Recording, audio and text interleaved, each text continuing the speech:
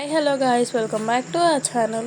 ఈరోజు అయితే మనం నెల్లూరు రసం ఎలా చేసుకోవాలో చూద్దాం, ఈజీగా అండ్ టేస్టీగా. మీకు కావాల్సిన ఇంగ్రీడియంట్స్: ఎల్లుల్లిపాయలు 2, ఎండుమిర్చి 10 వరకు, జీరా 1 టేబుల్ స్పూన్, మిరియాలు 1 టీ స్పూన్, టమాటీలు 4 నుంచి 5 వరకు, చింతపండు 100 గ్రాములు, సాల్ట్ తగినంత, రసం పౌడర్ 1 టీ స్పూన్. మనం ఒక మిక్సీ జార్ అనేది తీసుకోవాలి. అందులో మిరియాలు వేసుకోవాలి, జీరా, ఎండుమిర్చి, అండ్ మనం ఒక బౌల్లో అయితే ఫుల్గా కరివేపాకు తీసుకోవాలి. అందులో హాఫ్ కరివేపాకు మాత్రమే వేసుకోవాలి. అండ్ అందులోనే వెల్లుల్లిపాయ రెబ్బలు కూడా వేసుకోవాలి.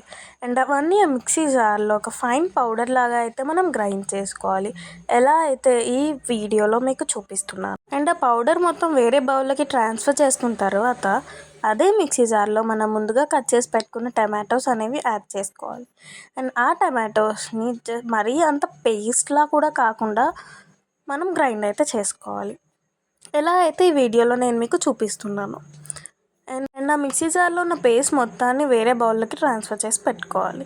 అండ్ మనం స్టవ్ ఆన్ చేసుకొని మనం ఎందులో అయితే ఆ రసంని అయితే తయారు చేద్దాం అనుకుంటున్నామో ఆ బౌల్లో మాత్రం ఆయిల్ అనేది ఒక 3 టేబుల్ స్పూన్ దాకా వేసుకోవాలి.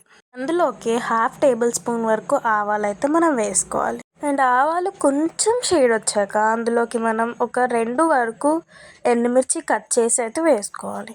అండ్ అవి కొంచెం లైట్ షేడ్ వస్తున్నప్పటికీ అందులోకి మనం హాఫ్ వరకు ఉంచుకున్న కరివేపాకు అనేది అందులో వేసుకోవాలి. అండ్ దాని తర్వాత మనం ముందుగా గ్రైండ్ చేసి పెట్టుకున్న ఫైన్ పౌడర్ అనేది సగం వరకు అందులో వేసుకొని బాగా మిక్స్ చేసుకోవాలి.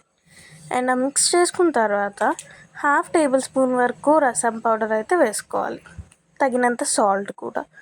అండ్ అది కూడా బాగా మిక్స్ చేసుకున్నాక 100 గ్రామ్స్ ఆఫ్ చింతపండు వాటర్ని అయితే మనం అందులోకి మీరు చేసే క్వాంటిటీ బట్టి మీరు ఆ చింతపండులో అయితే వాటర్ వేసుకోవాలి.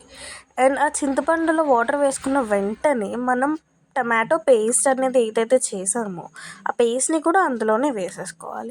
అండ్ వేసేసుకొని దానిపైన ఇంకో హాఫ్ స్పూన్ వరకు రసం పౌడర్ అనేది వేసుకోండి. హాఫ్ స్పూన్ వరకు రసం పౌడర్ అయితే వేసుకున్న తర్వాత మనం ఫైన్ పౌడర్ అయితే ఏదైతే చేసామో అది హాఫ్ ముందుగానే వేసేసుకున్నాం కదా, ఇంకో హాఫ్ కూడా దానిపైన వేసేసుకోవాలి. అండ్ అది వేసుకున్న తర్వాత అయితే మనం బాగా మిక్స్ చేసుకోవాలి.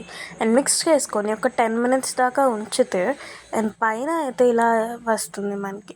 అండ్ అది వచ్చిన తర్వాత దానిపైన మనం కొంచెం కరివేపాకు లీవ్స్ అనేది ఉంటాయి కదా, ఆ లీవ్స్ అనేది దానిపైన వేసుకోవాలి.